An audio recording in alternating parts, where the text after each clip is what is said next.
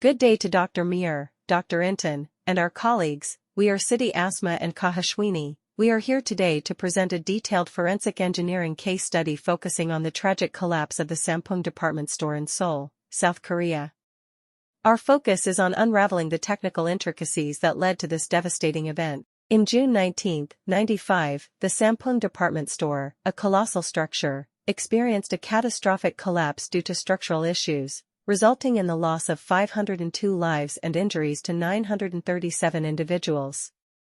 Today, we delve into the technical nuances of this incident to understand the engineering complexities that played a pivotal role in this tragic outcome. For our objectives, firstly, it is to conduct an in-depth case study to uncover the root causes behind the Sampoong department store collapse.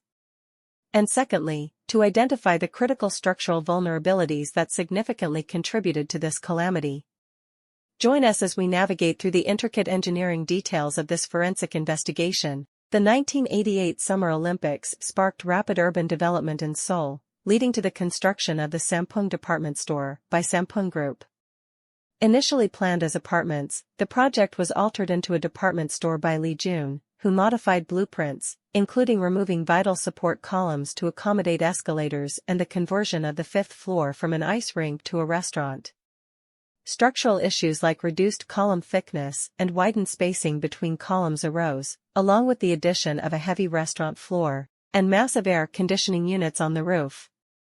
The collapse in 1995 was due to a mix of architectural decisions, construction practices, and prioritizing speed and profit over safety. Let us traverse the timeline of events leading to the tragic collapse of the Sampoong department store.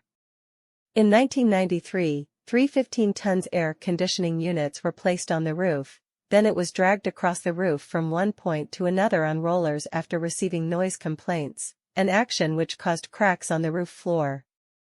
In April 1995, cracks started appearing on the fifth floor ceiling in the south wing of the store. By June 29, the number of cracks dramatically increased, causing a section of the top floor to be closed, but the rest of the building remained open. 5 hours before the collapse, escalating concerns prompted an emergency board meeting, where air conditioning vibrations worsened existing cracks, leading to a suggestion for evacuation. However, Lee Jun refused, fearing financial losses, and wanted to wait until business was over for the day before resuming construction at night. Yet, Lee Jun together with top executives left the premises soon after. At 5 p.m., the decision to close access to the fifth floor was made as the ceiling continued to sink. Unfortunately, at 5:52 p.m., alarms were set off, initiating an evacuation that was cut short by the collapse. Within 20 seconds, the catastrophic event resulted in 502 deaths, over 1,500 trapped individuals, and 270 billion Korean won in property damage, highlighting the tragic consequences of delayed response and structural vulnerabilities. The on-site investigation following the collapse presented numerous engineering challenges. Effective evidence management was crucial for credibility and transparency throughout the investigation. A systematic approach to evidence management facilitated a thorough engineering investigation, fostering objective analysis and transparency, as presented here. Now, on to the discussions. Firstly, the collaboration between architects and structural engineers is vital for designing buildings, considering spacing, functionality, aesthetics, and safety. Despite the importance of detailed structural plans, the collapse of the Sampoong department store exposed flaws, including discrepancies in load-bearing capacities due to design alterations. For instance, the conversion of the fifth floor from a recreational area to a restaurant significantly increased load demands, surpassing initial calculations. The roller skating rink was designed to hold a total load of 1,040 kilograms per meter square, but the restaurant uses 1,530 kilograms per meter square of load. This highlights the importance of a cohesive architect-engineer alliance to ensure structural integrity and safety in building construction. The conversion involved extensive changes, such as the addition of heavy kitchen equipment, specialized flooring adjustments, a 1.2-meter thick floor heating system, and partitioning walls. These alterations significantly augmented the load-bearing demands by nearly 50%, surpassing the original calculations based on anticipated loads for a roller skating rink. Secondly, the building originally lacked plans for cooling systems being placed on the rooftop in the structural drawings. 3 15-tons air conditioning units which were installed at ground level were relocated to the rooftop after being prompted by complaints of noise pollution. The execution of this plan resulted in the direct installation of the cooling tower onto the rooftop slab without accounting for it in the structural calculation document. This addition imposed an excessive live load of 400 kilograms per meter square or more on the building. The roof structure was found to be extremely inadequate for the cooling systems they were supporting, as the slabs were found to be 1/4 of the required strength. Additionally, the cooling tower's initial placement towards residential areas caused noise and obstruction complaints, leading to its relocation to the opposite side. Rollers were used instead of cranes to save costs, but this caused visible cracks on the roof floor. Ultimately, this decision was the catalyst in the collapse of the building. Initially planned as a standard shopping mall, the collapsed building underwent a transformation into a high-end destination during construction, necessitating the installation of an escalator at its center. Holes were cut from every slab to make way for the escalators, further altering the load-bearing dynamics of the structure. Originally designed as circular columns with a diameter of 80 centimeters and 16 sets of reinforced bars, the 8 pillars situated at the escalator's corner, C1A, and another set of 4 pillars, C1B, underwent alterations during construction, reducing their diameter to 60 centimeters, with only 8 reinforcing bars on the 4th and 5th floors, to maximize floor space. Consequently, the cross-sectional area of the pillars decreased by approximately 56.3%, and the reinforced bar content was reduced by 50%. These modifications raise concerns about the structural integrity and alignment with the original design specifications, underscoring the dynamic nature of construction projects. The next discussion emphasizes the critical relationship between the drop panel and the slab in concrete construction. It highlights that pouring fresh concrete without proper reinforcements on hardened surfaces can lead to structural issues, particularly in managing concentrated shear forces and impacting pillar integrity. To ensure structural robustness, it's imperative to cast the slab and drop panel together rather than separately.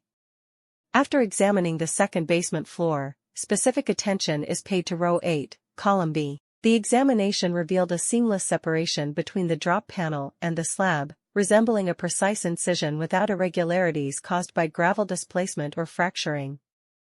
This observation underscores the importance of the sequential pouring of concrete, first for the drop panel with 15 centimeters in depth, followed by the slab with 30 centimeters in depth, with a significant temporal interval between the two pours.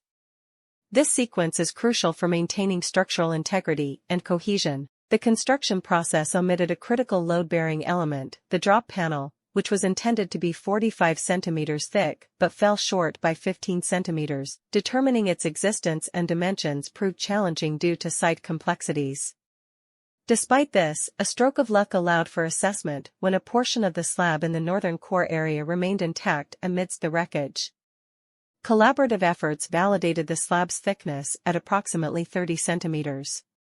The absence of the drop panel's construction is seen as a significant contributor in the building's collapse, highlighting the need for thorough inspections by structural experts during construction to mitigate vulnerabilities.